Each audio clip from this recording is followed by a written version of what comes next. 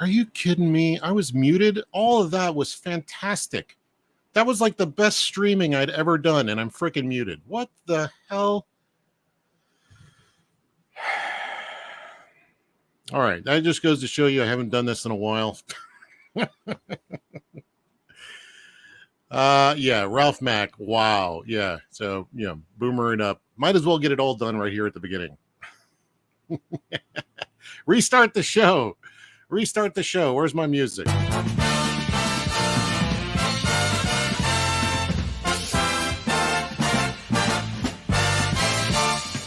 All right. So, welcome to the show. We got a lot to go into, as I've already said.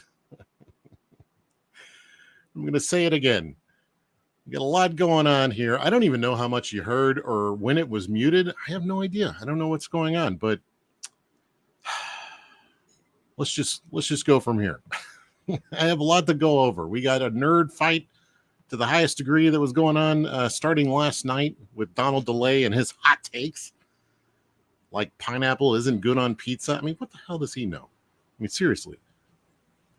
Also, what I was talking about here was Scribbles. I finally have an update on Scribbles, which is horribly, horribly late. Just had way too much going on. And I've made a deal with myself. Muted the whole time. Oh, my gosh. All right. What is this? An Aaron Lopresti stream? For crying out loud. Okay. So anyway, what I was saying about Scribbles is that I got the proofs in and I had to redo the whole thing. I'm going to read it just right. It says here. Now, it's not as bad as it sounds. For one thing, it's already been done. It's already been resubmitted. Everything was fixed up. The crops were wrong. The artwork was not as big on the page as it needed to be. All these little details that you don't see when you're trying to get it done. And then you get that proof when it's about to hit the print. And you're like, crap, this is all wrong. I didn't even think about the spine, for one thing. I got me in my superhero outfit. What I was saying is, so you don't know my true identity as well-read user. That's my actual identity. So don't share that with anybody. But anyway, it's all done. This is a look at the cover, the front and back, and the spine. Nice and clean. Nice and simple. Clean like me. I know you probably didn't expect that I was a clean individual, but I am. Get my proof of life, my coffee. All done. Hello, Ralph Mack. Angela Curry's in the house. Hello, good to see you, darling. Oh, she's saying hi to Mike Bancroft. All right, well, I'll forget you then. So here's a look also. I got 3 major sections separated by chapter breaks with a brief description. So here's one for covers. I got a little bit of a Batman thing, and I'm doing this kind of like, what do you call that? Screen tone kind of effect on it.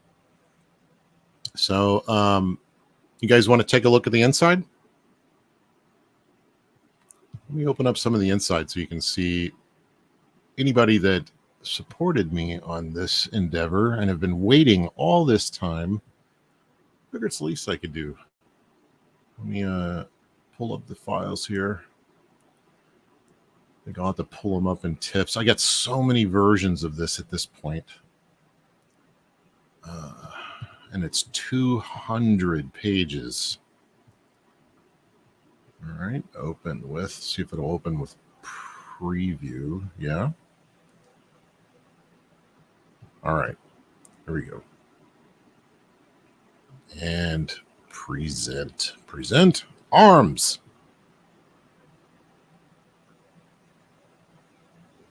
And share.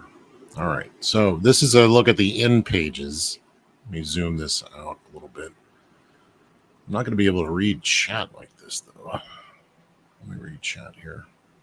Brohawk in the house. What's up? Saying hi to the mighty chat. Hello, chat. Let's see. Ralph Mack, you've said my name more times today than you have since you left Jack Show. I feel good. All right, good. I'm glad I could help. Did I say your name on Jack Show? Can't remember. I don't think I said much in any kind of legible way on Jack Show. But anyway, here's a look at the end pages. Very simple. I didn't want it to be just white. And there's the back page sketch, but you could kind of see it's all done with that same kind of stipple, or what is it called? Screen tone? I don't know. Just clean, simple, nice. Here's my first page with the indicia and all that stuff. Nice shot of me as Nexus. Always good. And already this is wrong. Why is this wrong? It already goes to page 8.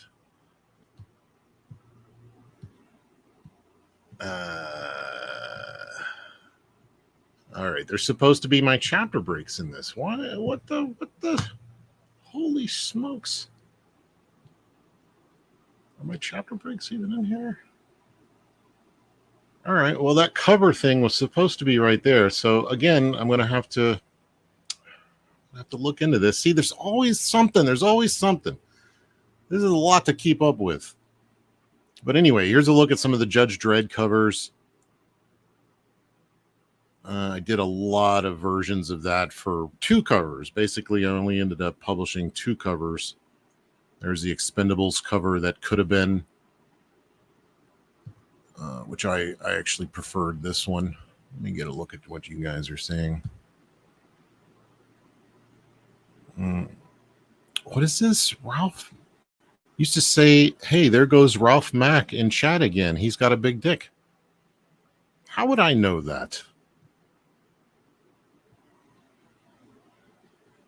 Were you that guy that time? Oh, maybe you were. Angela thinks that's nice.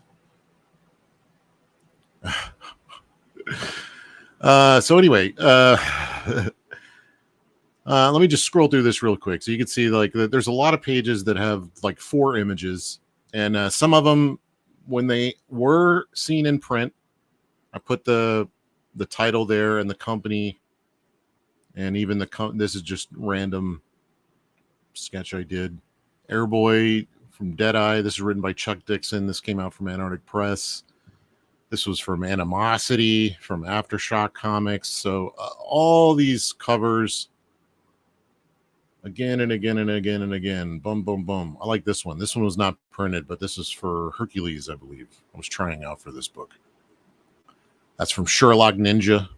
That was printed. That was fun. I like Sherlock Ninja. Dynamo 5 from Jay Farber or Faber. Is it Farber or Faber? So, yeah. So, there's another character of mine. I didn't mention what that one was. Some of these I don't have names on because either you know what they are or it's from a book that has not come out, and I don't know if I should share the name because they might have changed it or any of that kind of stuff. Well, this one has the name on there, Lifespanners, which I hated that name. But, hey, man, I was killing it, though. Look at that. It's pretty sweet. So, yeah, I'm pretty proud of this book. This was a lot of work, and it took a lot of time. There's the Nexus Triplets cover that I'm going to be painting very soon. I got to get done with coloring the next Nexus book and then finishing up Triplets. So there's a lot going on. Okay, here's an example of the kind of chapter breaks. I don't know if I could do 2 pages at once on here. Let me see. I don't know. Contact sheet. But there's like a showing off, an example of like layout of interiors. And interiors, the real meat of a comic book, are the interior pages, the primary means to deliver a story to the reader. I guess I'm mostly known for cover art and coloring, but interior story pages are my favorite part of what we do. Creating the illusion of life and movement from panel to panel, whether explicit or implied, is the real magic of comic book storytelling. There's a lot of talk about manga, bande dessinée, manhwa, etc., and what way is best, but they all use the same framework of visual storytelling. Those are all words for comics, and the medium is universal. I can read a comic, if done well, no matter what language it's written in. That's just an example of trying to think of something to say. Here's a page out of Shank. Our boy Hank, looking dapper. So here's an example of the section of all the interior pages. I got all of the giant-sized two-fisted manly tales, Buck Thornton from Compass Comics. Got a bunch of that in there. Some random stuff. Bunch of random stuff. There's more of the Lifespanner pages. I didn't put the title there because I didn't know if I was supposed to. All the Mighty Crusaders stuff. Let me see if I can see what you guys are saying also.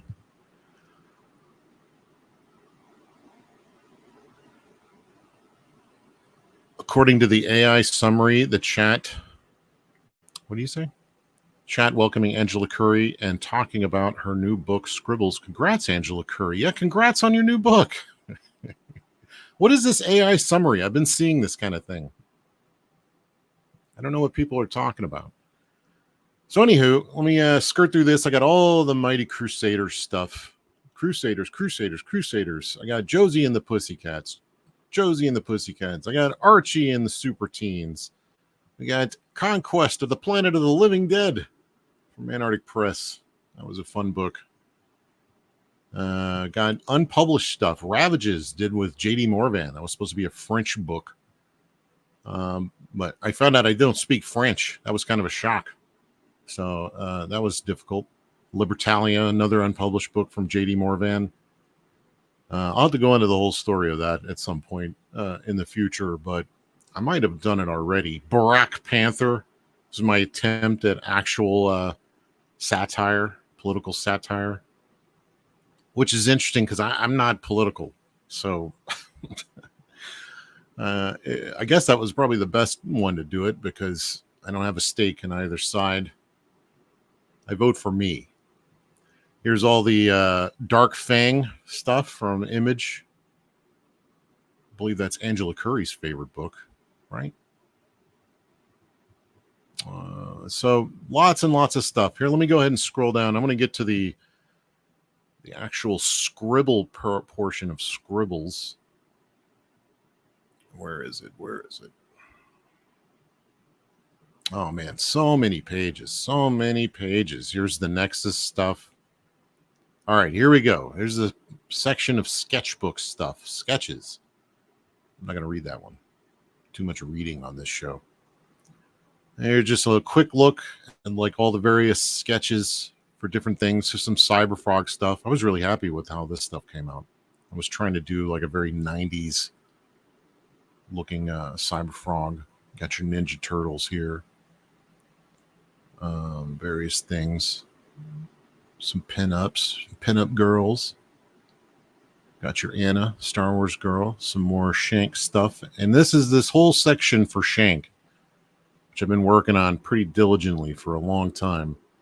And it's ready. It's ready to go. Just got to get it done. I got too much stuff ahead of it, so I'm going to wrap all that up. Because after this year, I'm not doing any more books, multiple books at the same time. That's just, it's not fair to who I'm working with. It's not fair to me. It's not fair to you guys or anybody that wants my stuff. You know, it just gets too complicated, too busy, and it's hard to tell what it is I'm working on because there's so much stuff. So I'm going to do one book at a time from this point forward, or from that point forward. This point, I'm still doing multiple books at the same time. I'm finishing up the colors on what is it, Kit Carter for Aaron Lopresti. Almost done with that. That'll be done this week. And yeah, got a little thank you here to comic readers, art fans, and the young at heart for your love and dedication to our great art form. You give me purpose. Let's continue. Cheesy. Just like me. So there you go. Nice little look at a very massive book with years and years and years worth of material that I'm very proud of. So I hope I'm not muted. I've said a lot. Phil's in the house. He says Shank. That's what it was. Indeed. So anyway, back to some more exciting stuff. I just wanted to give you like a look at where that whole thing has been, what's been going on. It's been a lot to go over, a lot of little ins and outs. I had duplicate pages. I'm like, didn't even see that. I had to go and fix that. Didn't even think about the, what do you call it? The spine. Never thought about a spine before. I have no spine. I'm going to try to get through this whole show without smoking a cigarette. Pray for me. Pray for me. What else we got? We have the nerd fight of the highest degree. I don't know if you guys have been paying attention. Holy smokes, what is this? What are you doing? Bibbly Bob for $1.99 musical notes. He says he loves cheese. I do too, pal. Thank you. So our nerd fight. Was that what I was going into? Yeah. Let's go ahead and get into this. I couldn't believe my freaking ears. Couldn't even believe my freaking ears when I saw this. Let me bring this up. There's the Scribbles. Let me scroll over to Donald DeLay. This guy, the nerve of this guy and his hot takes. Donald says, and I catch this late last night, hot take. Jim Lee is better suited as a Superman artist and not a Batman artist because his style is clean and bright, where Batman needs a shape-based, gritty style that's heavy on blacks. And yes, I've read Hush, as if that means anything. And of course, I had to reply, say that to his Punisher War Journal run. I dare you. I mean, look at this. That's gritty. That's heavy blacks. That's exactly what he was referring to, correct? I mean, you put a cowl on this guy and some, a cape and some bat gadgets. You take away the gun. Some people don't like the gun. Wait a minute. What is Bancroft? This is way past your bedtime, sir. How dare you?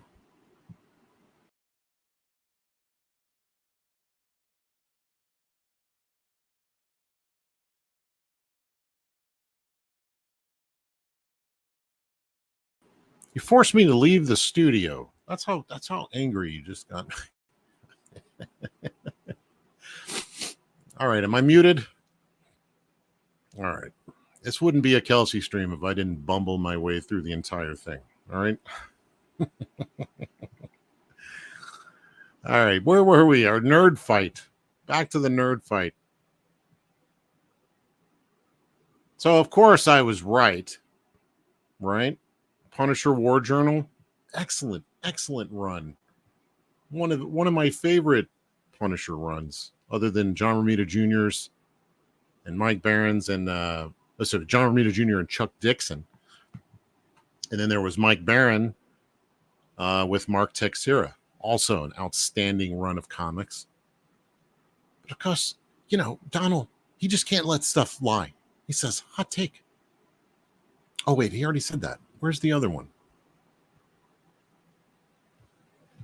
Donald, you got so many bad takes. I can't even keep up with them all.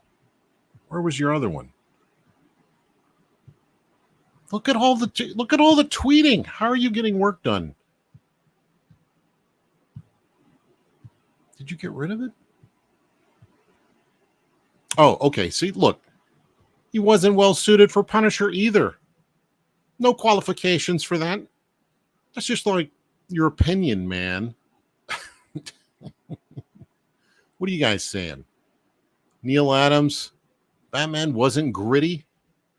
I'd agree with that. Donald got nerd served. That's right, Ron. Current Jim Lee couldn't do that anymore. No, I agree with you. I think he's kind of polished all that stuff out. I miss that gritty stuff. When he inks himself, he's still got a little bit of that grit. Oh, Bancroft's finishing the print file for his book. How exciting. He's almost done as well. Well read. Kelsey simping for Jim Lee again. Simping for Jim Lee against my man Jim Lee. How dare he? Well, Jim Lee is way better than Jim Lee. I'll have you know. Yeah. KSS. What the F, Donald? Baby. What is you talking about? That's what I'm saying. So, of course, I couldn't be outdone. Like, no, no, no. This shall not stand. This aggression shall not stand. So, of course, I had to come in and I had this all ready, but no. I got a better hot take for you. Jim Lee is better suited to Marvel than DC. Fight me. Of course, we had a lot of great people coming in. I agree with you and Donald. Love Jim's Superman over his Batman. I didn't really like his this is Andy Smith, by the way, who I get it. Like, it's perfect that Andy Smith would like his Superman over his Batman. I mean, Andy is he's got the very like clean and open style, very bright and shiny. I can see him liking the Superman over the Batman stuff. Yeah, Mazzucchelli. Now there we're talking. Yeah, I mean, I didn't even want to evoke the name. I didn't want to like scare everybody off. Mazzucchelli's Batman is clean and not what I'd call gritty, and it rules. I don't know. It seems kind of gritty to me, probably largely because of the colors, but he also has that kind of brushy, dry brushy look to his stuff. Yeah, I agree. See, Marcus Kelligrew gets it. I agree with that. Kelsey Lee is a Marvel artist. Maybe that's because the first time I ever saw his stuff also. But I know my Jim Lee, man. He was one of my first true loves of comics. Yeah, definitely. We got Selena Hernandez. Agree. Jim Lee was made for Marvel, and I got this bad boy to prove it. I have this entire stack of Marvel cards. I was looking for it earlier. It's usually around here somewhere. I don't know. But those are like my favorite thing. I love that stuff. Of course, Donald. We're having a little slap fight. But, you know, we're bros. We'll get over it. The onomatopoeia showing off some Wildcats. She prefers Wildcats over both of those. I still remember seeing that first 4-issue miniseries. Still blows my mind. I still look at it today. And I'm sure I've read it. I'm sure I've read it at some point. We're not talking about that. His DC work, his work at DC was good, but his Marvel art was iconic. Great take, Peter Orchard. I buy that. I'm gonna go ahead and like that one. I didn't even see that one. James D. Lee, the other Jim Lee, enjoyed Jim Lee's Marvel and early Image Works best. The best his Wildcats work was, in my view, some of his best work. Did I read that? I read that all wrong. Maybe. I feel I feel his DC world has lost the soul he had when doing Wildcats. Yeah, it just seems weird, that whole like Marvel, the whole DC stuff. It just, again, it's probably because I'm used to seeing his stuff in Marvel. Just not used to it. Oh, what is it? Marcus Kelligrew says he painted a jeans jacket based on Jim Lee's Nightcrawler card in the 90s. Word. You still got that? You should post that. That's pretty funny. Marcus, Headless Burgos. I don't know if I'm saying that right. Oh, great. They're mowing my lawn right now. That's perfect. So I'm muted, and then I got lawnmower sounds. My favorite Jim Lee work was when he was aping Miller's style on Deathblow. I also agree with that. There's somebody else that said that. You are correct, sir. Yes. Who is this? I got somebody blocked. James Murphy? Why was yours hidden? Hey, look at this. Graham Nolan, 1 week left. Get on board and please share this out. We want everyone at this party. Joe Frankenstein. Let me go ahead and repost that. So, anyway, we had our fun. Nerd fighting it up. The way comic people should do. What is best for Jim Lee? We all know better than he does.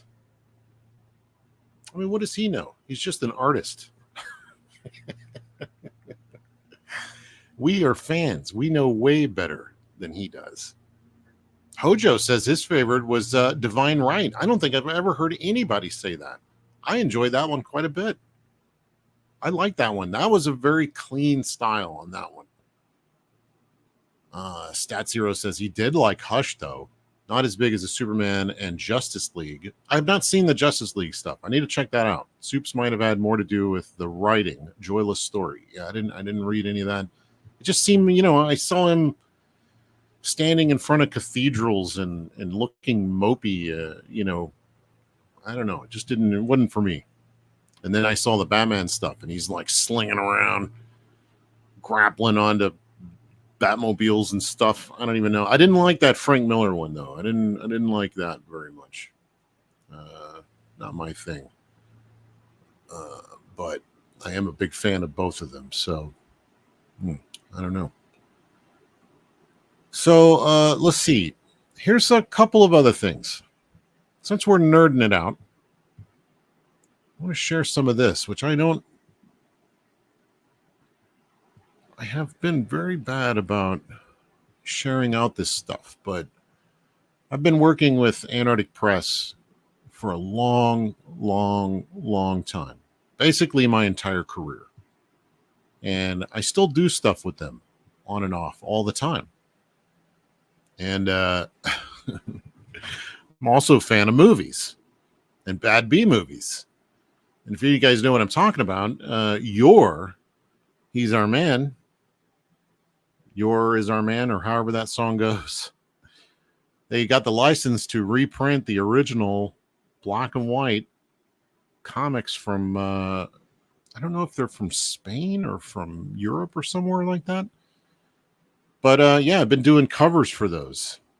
And those are available for pre-order now, or you can get them in case you're interested what the comic like is for your. Here's the second cover I did. I was really happy with this one. Because he's kind of like a barbarian in this quasi future past world. So I got him like going down this. All of these are kind of loosely based on scenes out of the book. And you can kind of see this like technological concrete and pipes and stuff in the background. I'm doing weird stuff with his eyes. I don't know why I did. I just wanted him to be different. I wanted it to look different somehow. So, yeah, you can get those. And I also, here's a little preview of the third issue. Did that? Oh, that didn't even switch over. Hang on. There's a lot to get used to on this. I don't know why. Why does it switch over sometimes, but not? All right, here's the second one. Yeah, I like this one. Look how ripped he is. Strange eyes. Got his babe. Going for a nice boating thing. Let me see if this switches. All right, this switched that time. Why the hell? All right, so yeah, there you go. Your Hunter from the Future. And that's got the original like black and white art from I don't even know when it was, the 70s maybe. So, and I don't think it's ever been printed in the US or in English that I can recall. I saw someone saying, oh man, I've been looking for a translation of this for a long time. So it is now available. But here's a little tease of the third issue cover. Where is that one at? See, this one's pretty fun. Also drawn out of a scene in the book. Here it is. Voila! He's fighting a giant spider. Yeah, so I was having fun with all this. I mean, this is my kind of book. I love just like barbarian guy, but you can throw some aliens in it. You can throw monsters in it. You can throw all this kind of stuff. I mean, this is like pure comic books to me. So this has been a lot of fun. I'll do a cover every now and then for that stuff, and having a lot of fun. And there's one more thing I've been working on a little bit for quite a while. Just, my spare time, which I don't have much, but they are doing this Wicked Witches book. And I love classic Halloween stuff. I love all that, like, witches and pumpkins and, the stuff when we were kids, the Halloween that we had when we were kids. I love that kind of stuff. So I did this cover, and here, I'll show you. I did a bunch of pinups and a 3-page story for that. So this book has kind of the core of Antarctic Press. You got Brian Denham, Ben Dunn, Fred Perry, David Hutchison, who's fantastic. All these guys are fantastic. And of course, me. Also fantastic. I'll go ahead and pat myself on the back. Also fantastic. I need a cigarette. I promise I'll make it through the whole show without one. So let me stop sharing that, and I want to show off some of the pinups and even my little 3-page story. We'll go ahead and show you, because I want you to get this book. I want this book. So I'm just going to go ahead and spoil it. All right, here we go. So I was having fun with all the, like different kinds of witches. I was being kind of typical with it at first, even though she's got, like, those are witchy stockings.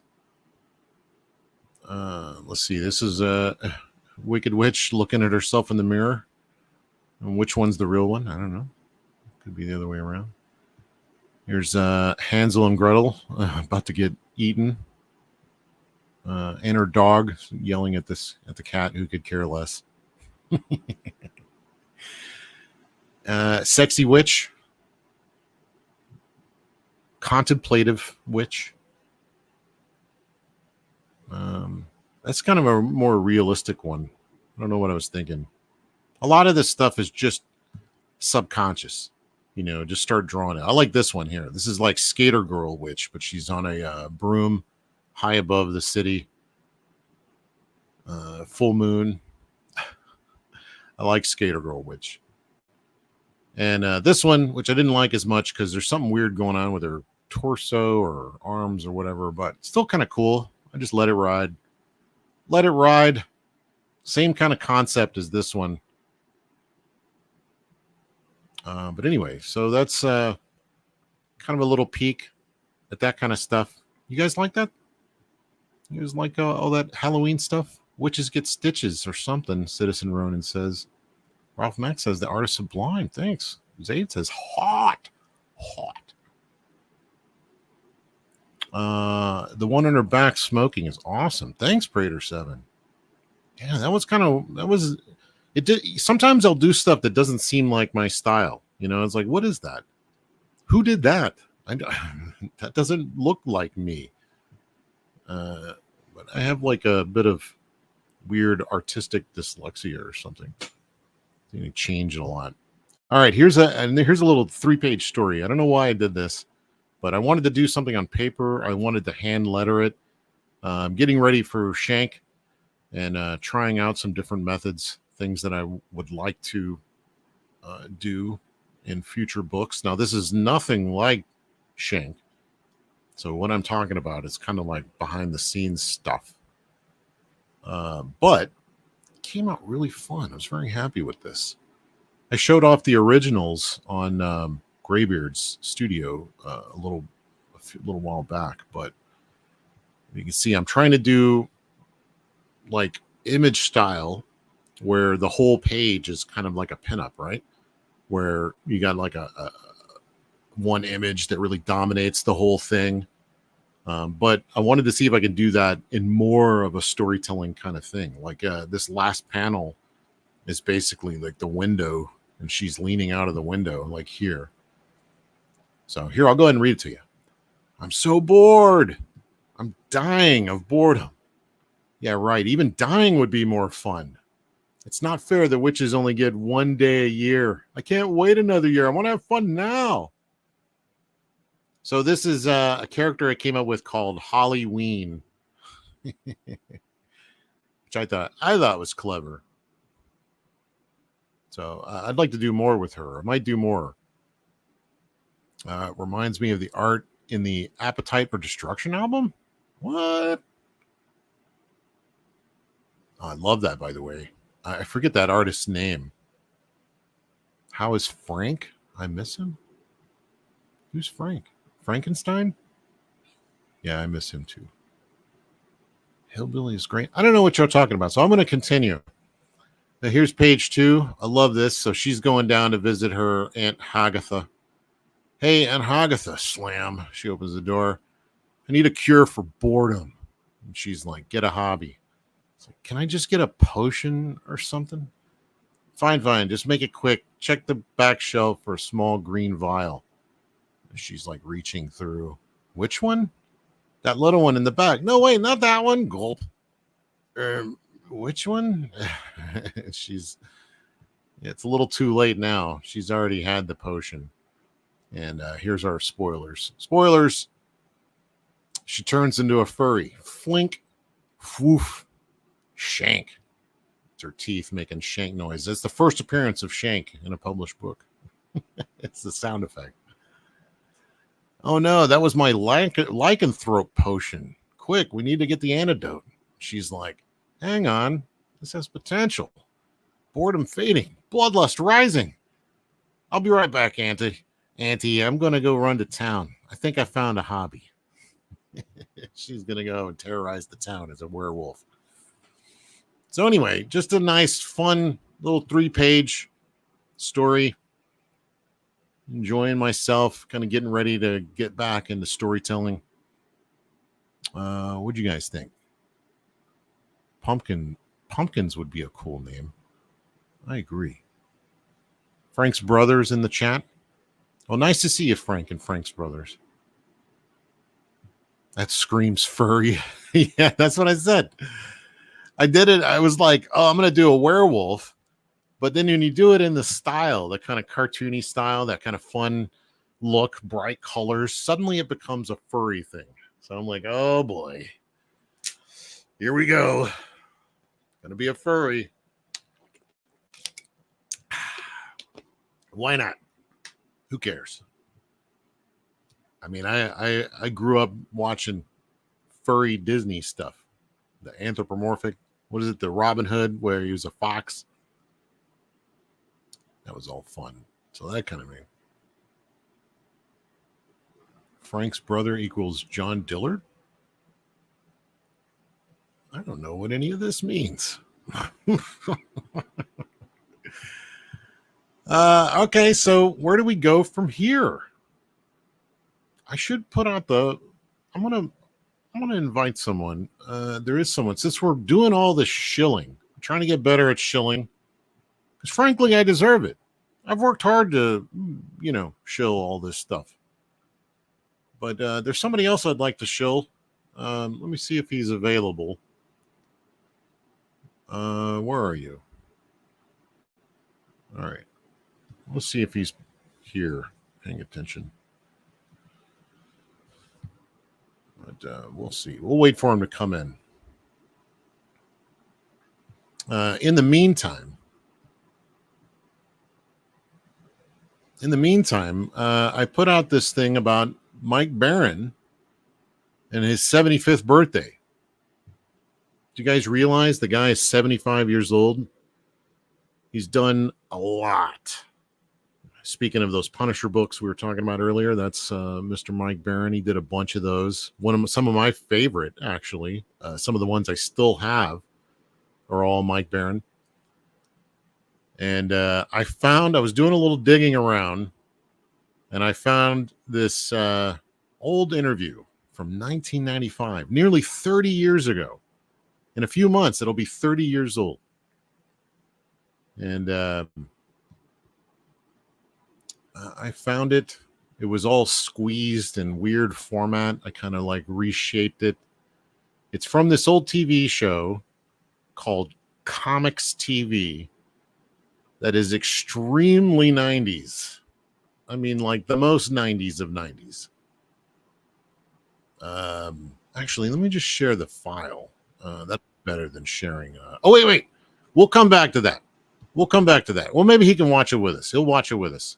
So welcome, chat. Here we go. Chad Townsend. No, now you're muted.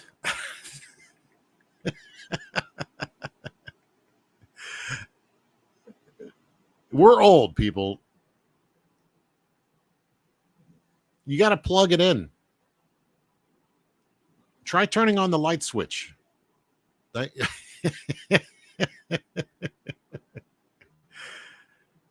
I helped launch Chad, his book, The Black Phantom. Do I have you? I don't have you muted. It ain't me. Okay. Pal. There you go. Okay, cool. I was about to talk for you. Yeah, I helped launch his book when it started. Did. I guess, was that last year? Yep.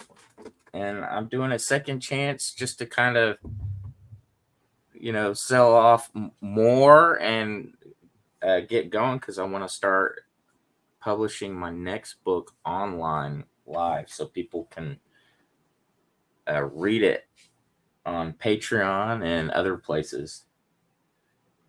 Wow, you got it up. Yeah. Oh, I'm prepared. So I have 33 days and it's done. This campaign's done. You'll be able to get like commissions out of me, which is really rare. So I'm wondering if do you still have this guy? Where is here he is. You still have this guy? I do. I got one right here. Are you making? Is that available still on the? It is. Okay, cool. My standees are available with it. So this is great. I've heard from everybody, including myself. I was telling myself, this is good. This is really cool. Yeah. Like, so you get 2 books. You get a copy of The Black Phantom, like this, and Kid Squid. I don't have one laying around, and I might just throw in some glow in the dark. Oh, let me horn toad stickers too. How do I make you bigger? There we go. So show that. Look at that cover. That's insane. Yep, they're all ready to go. You just right out of the 90s. Yeah, look at the back. I know this one's all smudged up because it's my desk copy, but yeah, it's all ready to go. Look, it's great stuff. It's a lot of fun. Good classic comic booking. Mm-hmm. A lot of fun designs, and I've seen little peeks at what you got coming up, which is really exciting. So he's continuing. So it's not just here, buy this book and then whatever, I'm done. No, you got a whole thing that you're wanting to get to. This is a self-contained story, so you don't have to have the next book to get a complete read. That's what I want to do with all my books. I don't want people to be on the hook, for every campaign. So my next book is going to be about 64 plus pages. So I'm really excited about it. I'm a third of the way through with the next one. Yeah, this is Chad's kind of an inspiration to me when I'm like overly thinking all my stuff. Not to say that you're being simple, mind you. That's no. It sounds like a backhanded compliment, but I tend to overthink it. And then I talk to Chad, and Chad is just having a blast. He's just like a kid, just drawing his comics and enjoying the hell out of himself. And I'm like, why can't I have that? Why can't I have that, Chad? Why do I overthink things? I know you got Shank, and people want to see Shank in the world. So, it's coming. It's coming. So, go ahead.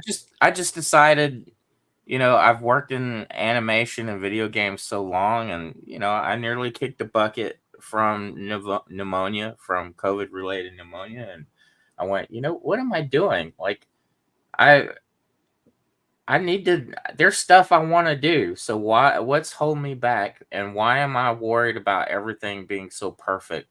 So I'm gonna do the best I can and not worry about the flaws. Yeah, I'm glad you like Kid Squid, because that was that was something I slipped into the campaign, because I didn't think if I did a Kid Squid campaign, people would be interested in it as much. So there's a copy of it. And cool thing that's really interesting about it too is that I printed it sideways. So Yeah, it's that's what somebody was so saying. it opens Yeah, look at like, this landscape style. landscape.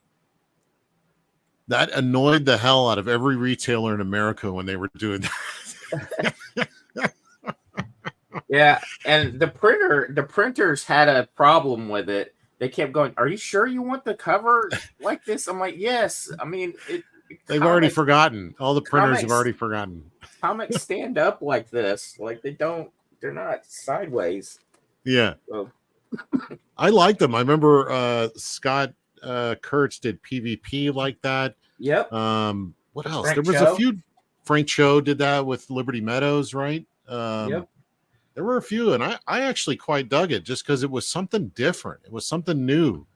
And I'm like, how can you change the comic book format? Well, you make it bigger, you make it bigger, even bigger, and then bigger. You make it smaller into tiny little books. Tiny little. I already used my most dreaded phrase, tiny little. Right.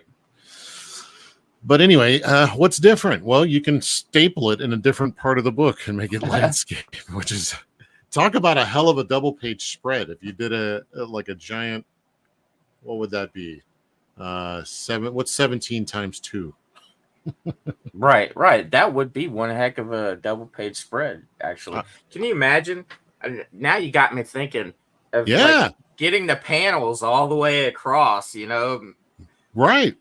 I don't think I've ever seen crazy. anybody do a double page spread like that. I'm doing it now. Okay, you can be the first. I may not do it, because that was actually really, really kind of tough dealing with printers on that. But anyway, yeah. So the Black Phantom is a character I've had since I was a teenager, and this first story I actually wrote when I was a kid, and I made a couple other attempts at it. So I have a history inside the back of the book with like sketches and stuff. Oh. And you can actually see pages I did in the early 90s right here, and an early. So you can see my failed attempts. No, that's just the legacy. I love that kind of stuff. I love seeing all the old works and how you've grown into the man you are today. But I decided, let's just finish that one that was hanging over me for most of my life, and I did it. I put that away. Now I can write newer, better Black Phantom stories. All right, I'm gonna see if I can. I'm gonna invite someone else also. Not yet. We're not done with you yet, but let me go ahead and put the word out just in case. Yeah, we got somebody else on the hook here. Well, I don't know if he'll come in. I haven't asked him, but I was going to do a little surprise. But oh, really? I shared with you that Mike Barron right before you came in. I know you're coming in so fast, but I was going to share the Mike Barron interview, which was really wild. It is. It's really cool. It kind of. I was sitting there listening to it, going, "Oh yeah, this is Mike. I've heard a lot of the stuff he's saying in this." He said to me, in fact, that he was talking about how, the only people that he can that he cites as influences are Karl Barks, which is funny because there's a lot of comments in the comments going, "Did he say Karl Marx?" No, and I'm like, no, the Scrooge McDuck guy, Karl Barks. I don't think he's into Karl Marx. That's not a Mike Barron thing. That would be very odd. But he also mentions, who's the writer? Philip Jose. I can't remember, but this is how consistent and genuine Mike Barron is that he recommended that author to me like last week. Really? Yeah, he was like, well, did you read this? And I'm like, well, I read more novels. And he's like, what kind of novels? And he's like, I said, I read like old 50s, 60s, 70s sci-fi novels. I buy like huge boxes of just old and just go through them one at a time and see if they're any good. And I love that old sci-fi stuff. And he's like, oh, you should check out Philip Jose Farmer. Mm-hmm. That's the name. And I was like, really? I was like, maybe I know the work, but I don't know the name. But then I saw that interview, which we'll play right now. Actually, I want to bring that up because it's worth. It's only 5 minutes long, so bear with me, crew. If you haven't seen this yet, we're gonna get share out your it, coffee. Sit back. I said, get your cup of coffee. Sit back. Yeah, get your coffee. In fact, I need to go get me a coffee. Let me go. No, I don't have time for that. No, you could do it while it's playing. Oh, I could. Mm-hmm. No, it takes too long. Oh, look at him. Here he is now, the man himself, the birthday boy. He's sitting there in the what do they call it? Is it the golden years? Mr. Mike Barron himself. Welcome. Is this live? This is live, sir. All right, guys. Let me go put some pants on and bring the banners up. Woo. I'll be right back. Okay, Here, let me put them live. Put your pants on there. Okay. I'll remove you. You go ahead and do that.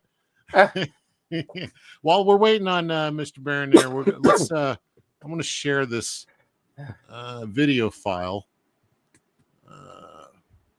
This was a lot of fun. I went digging the other day and I found this, and I was kind of shocked, honestly.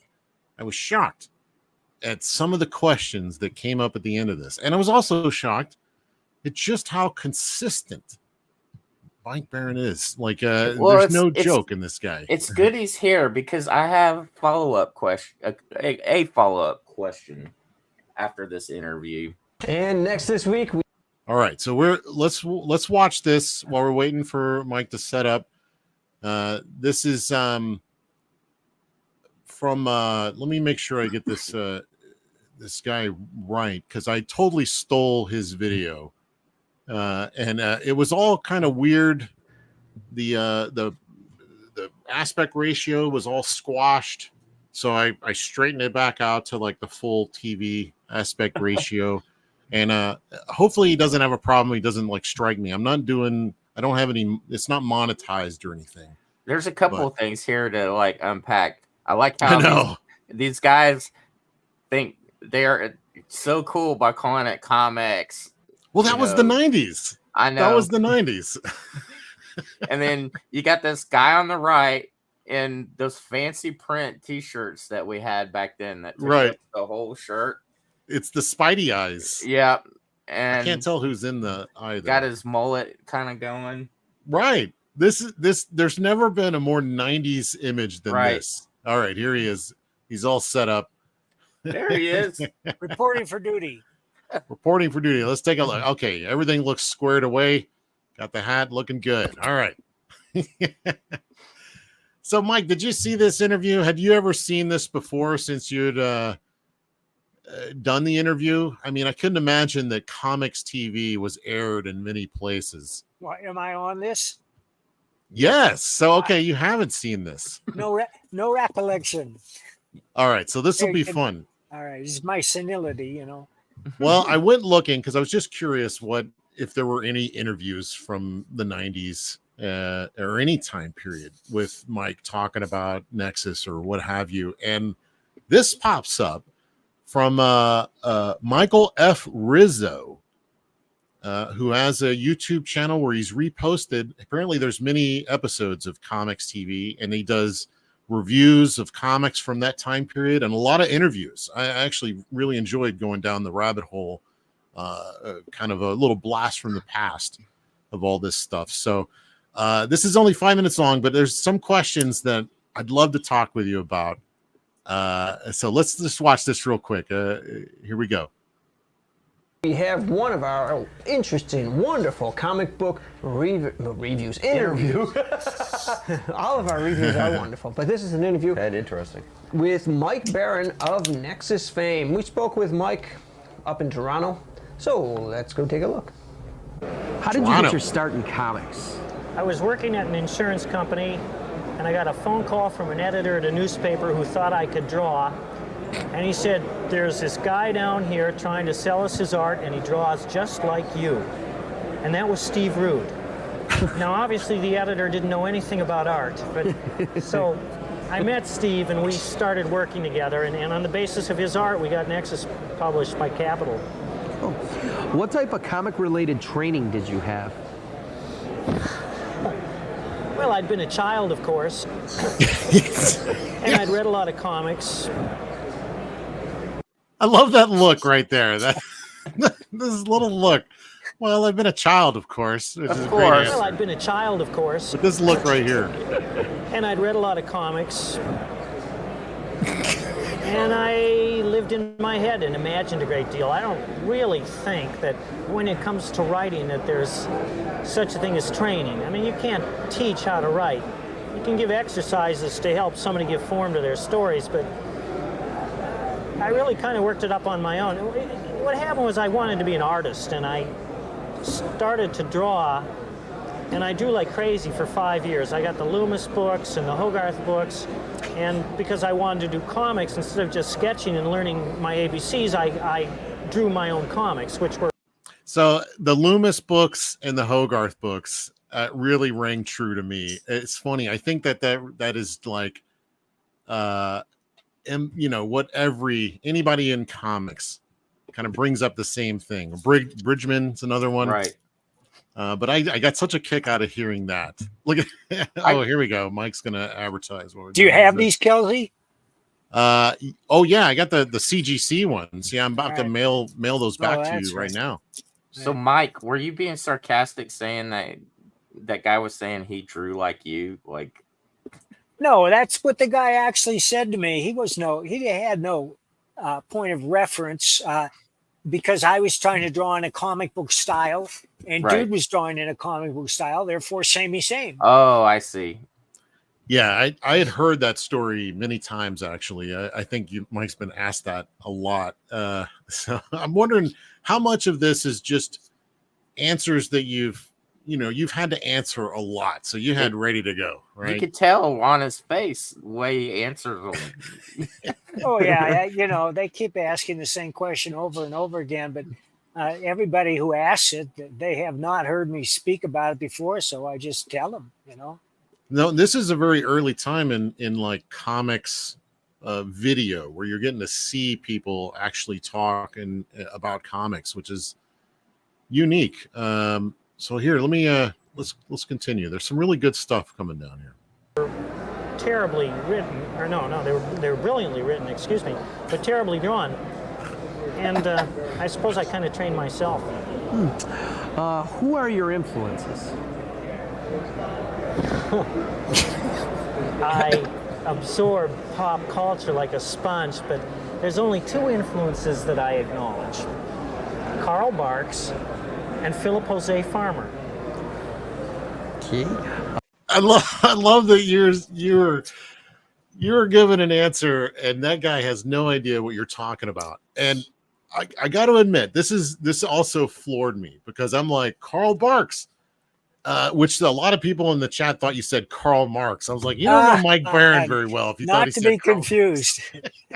Karl Barks. I've since added John D. McDonald to my triumvirate of influences. Oh, but okay. for people who don't know, Karl Barks created Uncle Scrooge and drew Donald Duck comics for many years. Mm-hmm. He wrote and drew his own stories, and he's probably the greatest master comics have ever known. There's not a wasted word or picture in anything he does, and his stories have a great deal of depth and characterization. They have pathos, they have humor. It's not a stupid duck story like you see in the cartoons. Mm-hmm. Unfortunately, I did not understand that until after he was gone, and I met him in Dallas. Ooh, lucky. And I saw his paintings. And I shook his hand, and I was like, "Oh, these are cool. All right, so where's Jim Lee at?" I had no idea. And then after reading them, I was like floored. These are amazing. I have a history with DuckTales. I worked on a video game that never got made after I finished Epic Mickey, and I worked on the DuckTales TV series, the new one. The new one? Oh Yep. man, I was obsessed with the old DuckTales cartoon. Old one's great. Yeah, it was good stuff. But Jose Garcia, Jose, what is it? Louis Jose Farmer. What was his name? Philip Jose Farmer. Philip Jose Farmer. So this is an interesting one because I was talking to you the other day and I mentioned that I like reading old sci-fi novels, and you mentioned that name to me. 30 years ago, you mentioned him in this. So it's obviously very consistent. It's obviously a good writer, and now I'm definitely going to have to check him out. When you read a guy that just blows your mind at a certain age, and it makes an impression on you that sticks. I was reading his novels while I was hitchhiking around England. Oh, wow. It's not, he's not the greatest stylist in the world, but his ideas are incredible. They turned, what is it? River World. I'm trying to think of the names. They turned one of his series into a TV show on the Sci-Fi Channel. Oh, Riverworld. Yeah. It started with To Your Scattered Bodies Go. And Farmer was one of the best in creating a total universe out of his own head. Today we think of Larry Niven and Jerry Pournelle, who did Ringworld, which is another mind-blowing concept. I like that one a lot. And that's the vein in which Farmer worked. Nobody was better at creating a universe out of his own imagination. And they were very challenging. They were designed to challenge his protagonists. And of course, Farmer loved the pulp characters. He incorporated Tarzan and Doc Savage into his stories under different names. Right. Just exploring those tropes, those kind of character tropes. Yeah, I'm going to have to check that out. I didn't know that the Riverworld, I remember when that was advertised on Sci-Fi Channel, and I wanted to watch it because Alex Proyas was the director, and he had just come off of The Crow, and I think even Dark City, and I was just blown away. And then seeing Riverworld, a sci-fi, and it was all in the jungles and stuff, I was like, this is such a different kind of thing for this guy. What a weird thing. And I just watched like 5 minutes of it. I was like, nah, no thanks. Well, I'm going to check it out again. I remember being unimpressed at the time. Yeah. But when that happens, you say, well, there's always the novels. You can always go back to the novels. When people complain about a bad adaptation of a comic book character, I just say, well, there's always the comics that, Right. All right. So let's continue a little bit. There's some more good stuff here. What projects are you currently working on right now? I'm working on 2 Nexus series for Dark Horse. One is debuting in February. Nexus crosses over into comics' greatest world and goes after the man from the Vortex, who it turns out is a mass murderer. In March, the new series that Steve Rude and I have been working on for over a year will debut. We have 3 issues in the can. I will be writing King Tiger for Dark Horse. King Tiger. And I have a book coming out from Marvel in the spring called Blockbuster, which is part of their Marvel Select series. What do you think about the current state of industry? Is it better or worse now compared to 10 years ago? We're going through this roller coaster ride right now, and we just kind of hit bottom. As far as everything is better in the sense that there's always social progress, and for this it means I get a better break as a creator. But right now there's a lot of talented people out there looking for work just because the market has shrank and people are not buying the books they used to. We're in a serious situation right now, but I'm sure we'll get out of it. So that was in 1995. That was when the bottom started to drop out of the image boom of the 1989, 90, 91, I guess. 91 was when that really started to take off. But it was building up even before that in like the mid to late 80s with the X-Men and all that, the Spider-Mans and so if I found this kind of wild because it mirrors, or not mirrors, because it's been a steady decline from this point. Yeah. So did we ever get out of it, Mike? Did we? Well, it's been a roller coaster ride, but now the comics are just hanging on by their fingernails and they're very near death, at least the traditional industry. And the main reason is never discussed, which is the rise of digital, specifically video games, because we have a whole generation of kids who simply do not read. And I don't blame them, because a good video game gives you more bang for your buck than a $5 corporate comic. It does. In fact, I there's some games where they're wanting to make movies of, and I'm like, why? The game was outstanding experience of the story that they were presenting me. Why make a movie? I got to play the movie. So yeah, it's a hard thing to compete with. Well, on the other hand, the negative zone, which is what I call crowdfunding, and the group that we're in, we're having great success because we have a targeted audience that doesn't rely on corporate comics, and many of them don't go to the comic store, which is unfortunate. And the comic stores are not to blame for their predicament because things change, times change. And the worst thing about the rise of digital is the death of print media, in specifically magazines and comics. Some people like to read their comics digitally. I can't imagine, because a comic is an artifact you hold in your hands. Yeah, I can't. I'll look at comics digitally, mostly just for quick reference, or but when it comes to reading it, I don't know, man. I still like having that my hands on the paper, and not only that, but once you get something in print, you become like addicted to it. Like, I'm addicted to print. I love it. Kelsey, while we're here together, I got to do this. Let's do it. Today is the last day you can order Nexus Scourge. It will blow your mind. If you are a Nexus fan, you will love it. If you're not a Nexus fan, you will become one after reading this book. Just go to baroncomics.com, get your order in before midnight. It's all over. And I can't tell everybody out here how thrilled I am with Kelsey taking over the strip. Oh, thank you. Yeah, I'm thrilled to be doing it. Honestly, I never thought I would. I mean, not growing up, but I was, in my teens looking through all this stuff. I was probably just discovering Nexus when you were doing this interview. So it's fun kind of getting to see. Can someone earn a decent living? There we go. We got another some more questions with here, but yeah. So I'm well pleased, and there's a lot to live up to. That's for sure. I was working in a comic shop around this time. Oh, were you? Do you remember the store? What was the name? Yeah, it was called Book Source, and everybody always said bookstores, but it was Carl Barks.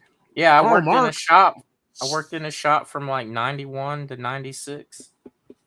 I always wanted to work in a shop. All right, so there's a couple more. There's a little bit more here. Let's go. There's a couple more.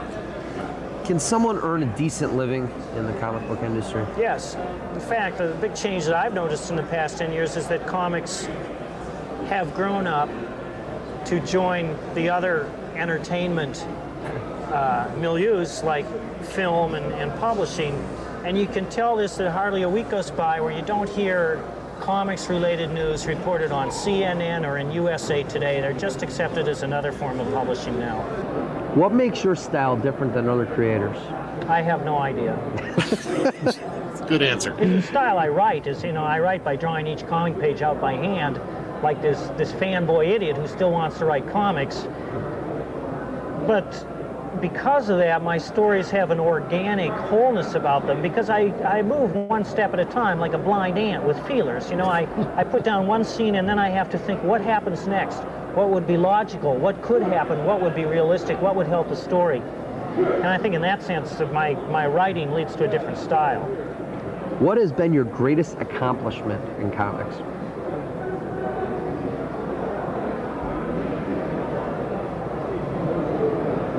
I have no idea. That's another good answer. One of those trick questions, huh? Do you believe there's racism or sexism in the comic book industry? All right, now this shocked me. When I heard this, I was like, I don't remember ever hearing this kind of thing in the 90s. The 90s was all about sexism and racism. It was in every movie. It was a thing, not racism, not in that way, but sexism for sure. But it was all, I didn't really perceive it as a negative in that way. Like, it was all fun and bouncy, and watched tons of black entertainment. That's when I discovered hip hop. Was all in the 90s. All this stuff. Yep. So when I heard this question, it was like some weird time manipulation was going on, because I'm like, you must have been asked this for so long, because like here we are again, and you're still having to address this kind of He thing. has a great answer though here. The answer is outstanding. So let me go back a little bit. It's a really weird question out of the blue, the very last question, but your answer is sublime. Racism or sexism in the comic book industry? I think there's racism and sexism wherever you look for it, but that we talk too much about groups and not enough about individuals. I think that each individual should be judged on his or her merits, and we should avoid making sweeping pronouncements and certainly sweeping condemnations. Okay, thank you. You're welcome. Thank you very much. Outstanding. Yep. I mean, that you couldn't have answered that any better, Mike. And in fact, that answer still holds true to this day, in my opinion. And it's the same thing it always we've been does, fighting. because we're constantly fighting collectivism, because that's the means by which tyrants take over. You can call it National Socialism, communism, or the Democratic Party. It's all the same thing. Yeah, Karl Barks would agree. I don't. I agree, though. I don't remember thinking like that back then. Like it just didn't faze me. I was so into all the different genres of music, like you said, rap music and pop. You know, it just metal. But yeah, it never crossed my mind, and now it's on the tip of everybody's tongue now. I mean, I watched Arsenio Hall. I watched In Living Color that had J-Lo as one of the hot babes dancing in the beginning. Yeah. I mean, sexism and racism all in one go, and I watched it every night. Yep. So there's I got a follow-up question, but before I ask Mike this question, did you notice they stuck him in front of the bathrooms? I know. If you look in the bath. Yeah, I noticed that. There's a guy going in and out of that bathroom like constantly. And then next this week we have one I did notice that. Where is it? There you Yeah, Look, I can relate. The Believe me. big change that I've noticed in the past. Look at this. There's one guy just, hey, what's going on? All right, so in there, Mike, you mentioned that you drew all the thumbnails. Do you do that still?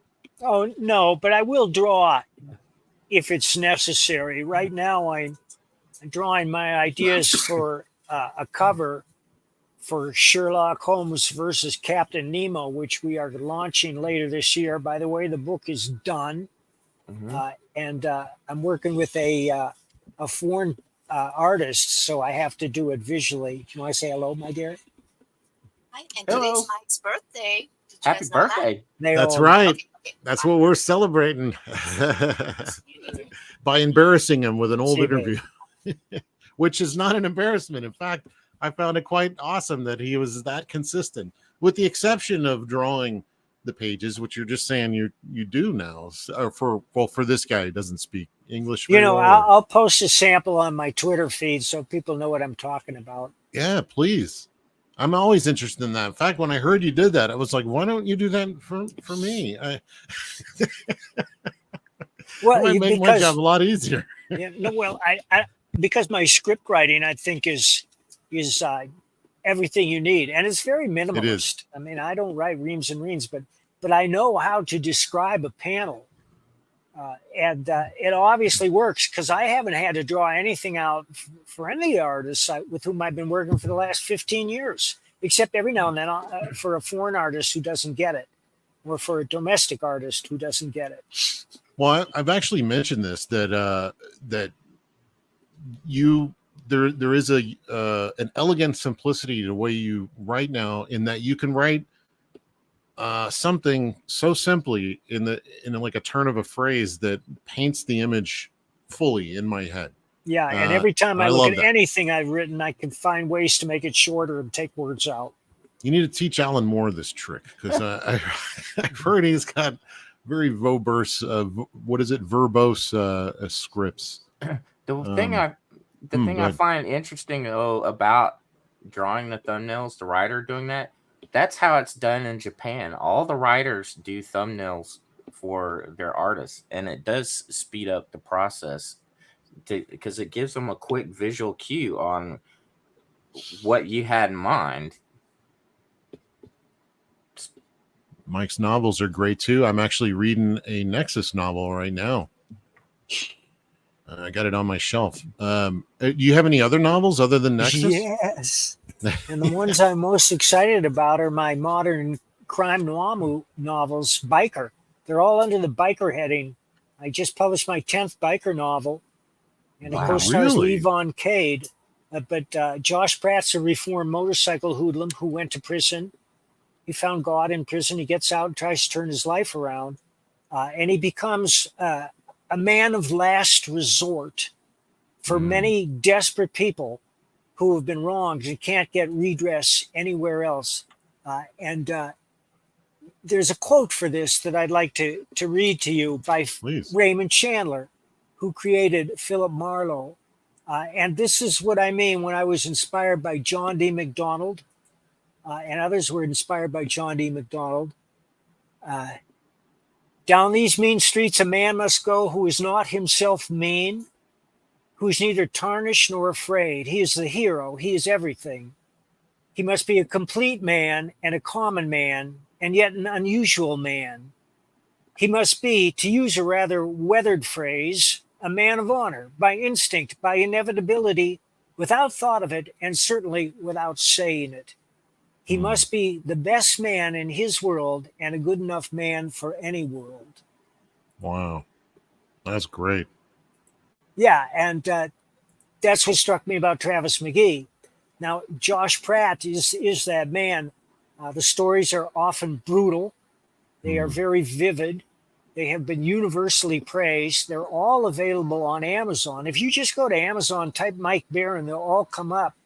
But I'm Do you very have an proud- author page? Pardon?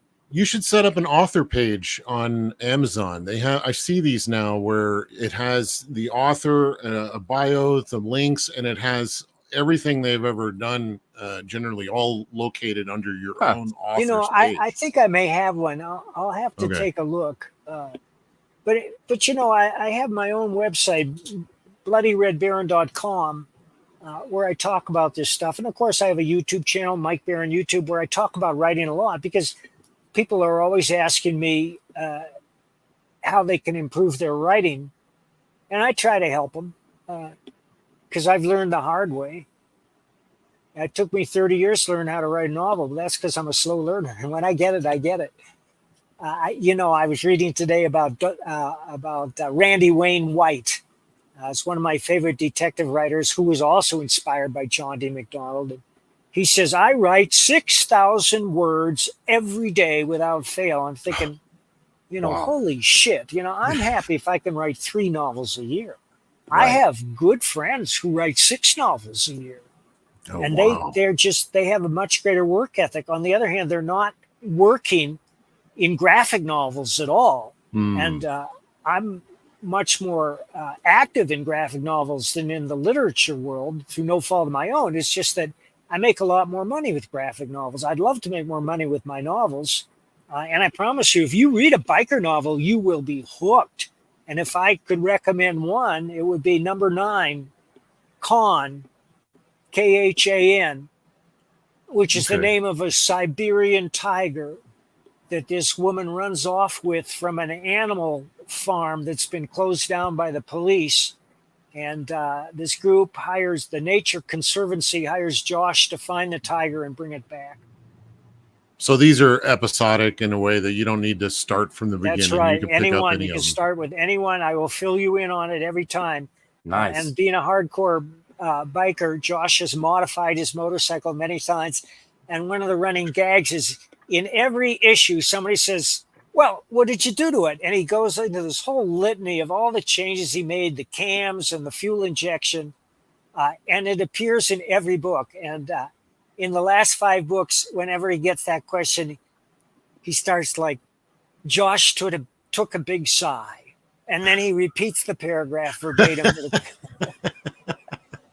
Now I'm gonna have to try these because I used to get a kick out of those. I would often call them tough guy novels or men's adventure novels. That's exactly right. Okay. Yeah, I used to love that. I mean, that's where like the Destroyer stuff or Remo Williams. I'm a huge fan of that stuff.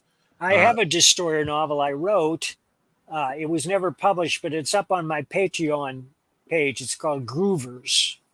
Oh. I'm very proud of it. I don't know why they didn't print it. It may have been. I don't know. No, it's fan fiction. No, they commissioned it and they paid me for it. Mac Bolan, here's another one. Yep. Yeah, that's all good stuff. That's really wild. I had no idea you had a whole series of novels out there like that. I thought it was like I'll send you one, Kelsey. Oh, please. Oh, how exciting. I'll review it on here. We'll talk about it. All right. That'd be great. Anyway, well, we've covered a lot of stuff. I'm really glad I got to talk with you, Mike. I'm really glad Chad showed up. That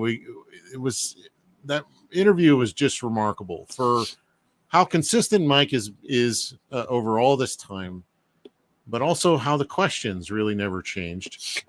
Pretty much the same thing we're dealing with even today. It's quite special. So I just want to wish you a happy birthday, Mike, and many more to come. And I appreciate you stopping by. We're going to close it down for now. As Mike mentioned, you can still get Nexus Scourge. I believe it's right. It's still available on. Which one of these is it? Indiegogo closes down tonight. Oh, it closes down tonight. All right. So this is the last bit. Yeah, go to the web. If you haven't seen the video, you got to watch the video. Go to the website, baroncomics.com, and watch the video. Here, I have the video right here. Actually, let's do it. I put it into my media. Where is it? Let's watch this before we go. Where the heck is all the media? Okay, here it is. Here's the trailer for Nexus Scourge, which you can get tonight. This is it. And then it gets shipped out. An ancient evil, billions of years old, wages war on the universe. Entire star systems are vanishing without a trace, leaving devastation in their wake. Nexus, the intergalactic guardian of lost souls, must stop the unnameable terror and its expanding scourge of destruction. The totality of everything in existence will collapse upon itself if he fails. With the fate of the cosmos in the balance, Nexus must confront his most dangerous adversary yet. Can he save creation from total and certain destruction, or will darkness reign supreme? Find out in Nexus Scourge, the all-new epic sci-fi adventure from Eisner-winning co-creator Mike Baron, exploding with Kelsey Shannon's dynamic artwork. Available now at baroncomics.com. And believe me, I exploded all over this thing. It's all over. You're going to love it. And we got more to come. It's very exciting times for comics. I'm very happy to be working with Mike. Very happy to be hanging out with Chad. So a lot of good stuff. Thank you, Chad, for being here. Getting this old guy back in the saddle for doing some live streaming. So we'll be back. Mike and I are going to talk about Godzilla Volume 1, or what is it? Godzilla -1. Godzilla -1, which I have not yet watched yet. And Rocket Man, which I watched. Okay, I'm going to have to watch that one too. So we'll do a twofer. No better a match has there been. Godzilla and Rocket Man. I thought you recommended. Yeah. You recommended Rocket Man to me. I haven't seen it yet. I think the chat was recommending it. So I was just thinking maybe that was a good one. But since I got your recommendation also, we'll have to watch that. We'll do a twofer. Elton John and Godzilla. Two great tastes that go great together. All right, everybody. It's been great. Thanks a lot. And see y'all later. Have a great one out there. Bye-bye. Now we're just going to sit here. I don't know how to end this. All right, later. I'm out of here.